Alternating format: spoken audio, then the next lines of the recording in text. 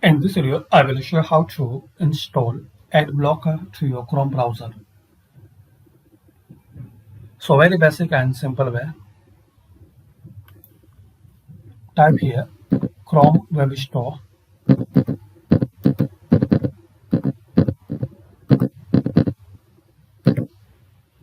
Click on this first result chrome.google.com Web Store.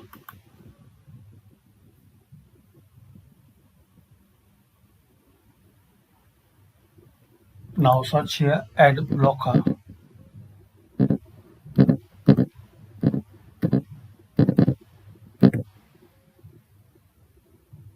You will see some AdBlock. Select anyone. Then click on Add to Chrome.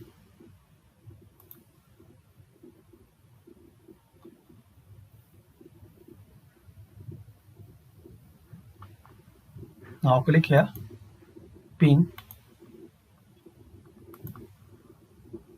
That's it. So this way you can download and install AdBlock to your Chrome browser. Thanks for watching. Please comment this video useful for you or not.